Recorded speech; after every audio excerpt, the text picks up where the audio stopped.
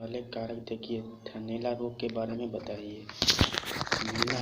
थनैला रोग के बारे में लिखिए। देखिए, ये भी इम्पोर्टेंट, बहुत ही वेरी वेरी मोस्ट इम्पोर्टेंट ये प्रश्न है। ये पूछा जाता है आप लोगों के एक एनिमल हस्बेंड्री में। तो ये थनैला रोग यह दूध देने वाले पशुओं के एन की बीमारी है, जिसमें एन का एक भाग अथवा संपूर्ण भाग रोगग्रस्त होकर अक्रियाशील हो जाता है या पशुपालकों के लिए बड़ी आर्थिक हानि का कारण बनता है। रोग का कारण देखिए, यह शुक्राणुओं से उत्पन्न होने वाले रोग हैं। इस रोग को निम्नलिखित में से कोई शुक्राणु भी उत्पन्न कर सकता है। देखिए, तो रोग फैलने की विधि देखिए, थन में किसी रोग फैलने की विधि देखिए, थन में किसी कारण से ये घाव या खरोच के होने पर शुक्राणु एन में प्रवेश कर जाते हैं। ठीक है। नंबर 2 पे देखिए, कभी कभी थन की नलिका में प्रवेश पा जाते हैं। नंबर 3 पे ग्वालों द्वारा रोगी पशु के बिछावन, मिट्टी, दूध के बर्तन और दूध दोहने की मशीन द्वारा एक से दूसरे पशु में फैलता है ये रोग के लक्षण देखिए, बच्चा देने के उपरांत बाद या ब्याह की किसी भी अवस्था में हो सकता है। सूखी गाय को यह रोग हो जाता है। रोग के लक्षण धीरे धीरे प्रकट होते हैं। पहले दूध में छोटी छोटी क्लोट्स आती हैं, दूध पतला हो जाता है, दूध का रंग पीला या हल्का बादामी हो जाता है। थन गर्म और पकड़ने पर पशु को दर्द अनुभव होता है। थन अधिक कड़े और सूज जाते हैं। दूध निकलना बंद हो जाता है। यदि 1-2 बूंद निकलता है तो उनमें से रक्त के कण होते हैं, कण बाहर आ जाते हैं। रोग का निदान देखिए, कैसे बचाव करें इसका रोग का देखिए, यदि रोगग्रस्त एन अथवा थनों को दोनों हथेलियों के बीच दबाकर देखा जाए तो ये सामान्य अवस्था से मोटे और कड़े हो जाते हैं।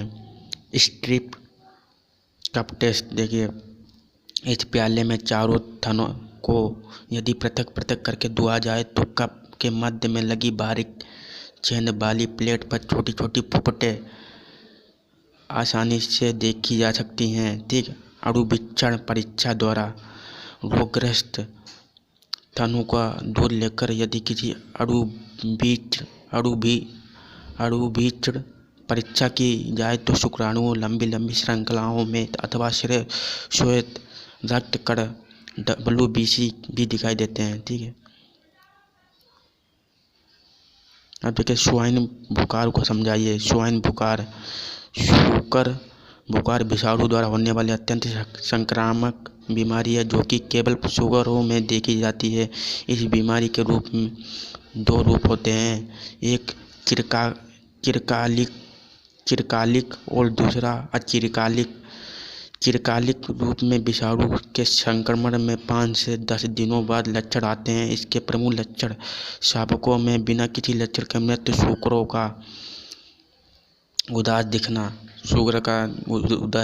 ठीक, भूखना लगना, गर्दन और पूंछ को नीचे करके शांत खड़ा रहना, चलने फिरने में इच्छा न होना और जबरदस्ती चलाने पर पिछले भाग का झूमना, शुक्रों में एक से ऊपर एक का इकट्ठा होना, तेज बुखार का होना, 40.5 से 41.5 डिग्री सेल्सियस आदि। इसके अतिरिक्त जल्दी पाए जाने वाले लक्षणों में कब्ज के बाद दस्त तथा उल्टी, दस्त के बाद उल्टी होना, शरीर त्वचा का नीला पड़ना, आंखें लाल होना और सूजना तथा तंत्रीय भागों में शुक्र का गोलाई में ही घूमना, लड़खड़ाना, मांसपेशियों में झटके आना, यदि ये सब आदि प्रमुख लक्षण हैं। इस बीमारी में मृत्यु 5 से 7 दिन में हो जाती है। ठीक है। जो कि बहुत ही कम शुक्रों में होती है और बहुत कम शुक्रों में होती है और होती भी है जो बेस्ट शुक्र में होती है। इसमें संक्रमण काल ज़्यादा दिनों तक का होता है। इसके लक्षण शुक्रों का कमज़ोर होना, त्वचा का विकृति का पाया जाना। ठीक। इसमें बाल गिरना, त्वचा शोथ, कान पर चकत्ता बनना, शरीर में बीमारी के रोग लक्षण हैं ये सब। ठीक है। अब देखिए पशु प्रजनन के आनुवांशिकी, इसमें देखिए ये भी इम्पोर्टेंट है। पशु प्रजनन में आनुवांशिकता के बारे में लिखे। अंतः प्रजनन द्वारा गुणों में समानता बढ़ती जाती है तथा असमानता कम होती है, क्योंकि संबंधी पशुओं को संभोग कराने में समान जीन्स की प्रतिशत बढ़ती है और असमान जीन्स की प्रतिशत कम होती जाती है। अंतः प्रजनन द्वारा किसी अज्ञात पशु झुंड की आनुवांशिक रचना को ज्ञात किया जा सकता है। नंबर 3 पे देखिए, अंतः प्रजनन के साथ पशुओं का चुनाव यदि करते हैं तो एक ही गुण वाले पशु समुदाय प्राप्त हो सकता है और इच्छित गुण स्थिर रखे जा सकते हैं। नंबर 4 पे, अंतः प्रजनन रक्त को संकेंद्रित करता है अतः उत्तम एवं शुद्ध जाति के पशु प्राप्त होते हैं। नंबर 5 पे, अंतः प्रजनन लाभ व हानिप्रद भी दोनों प्रकार के गुणों की समानता को बढ़ाता है अतः पूर्वजों के हानिप्रद गुण प्रकट होने पर उस पशु को झुंड से पृथक कर दिया जाता है। इस प्रकार इस जाति में से घातक कारक समाप्त कर दिया जाता है। नंबर 6 पर हो गया, सांडों में इस विधि द्वारा अपने गुणों को संतान में भेजने की क्षमता बढ़ती है, जिसे प्रीपोटेंसी कहते हैं।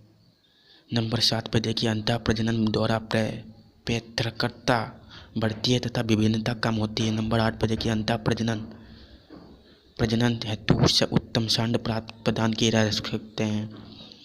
मिश्रित खेती देखिए, जब फसलों के उत्पादन के साथ साथ पशुपालन भी किया जाता है, इसे मिश्रित खेती या कृषि या मिश्रित खेती कहते हैं। फसलों उत्पादन के साथ साथ जब पशुपालन की आय का स्रोत हो तो ऐसी खेती को मिश्रित खेती कहते हैं, जिसमें पशुपालन भी किया जा सके, खेती भी की जा सके। ठीक, जब फसल उत्पादन के साथ साथ गाय भैंस अलावा भेड़ बकरी मुर्गी पालन भी किया जाता है, तब ऐसे प्रक्षेत्र को विविधीकरण खेती की श्रेणी में रखा जाता है।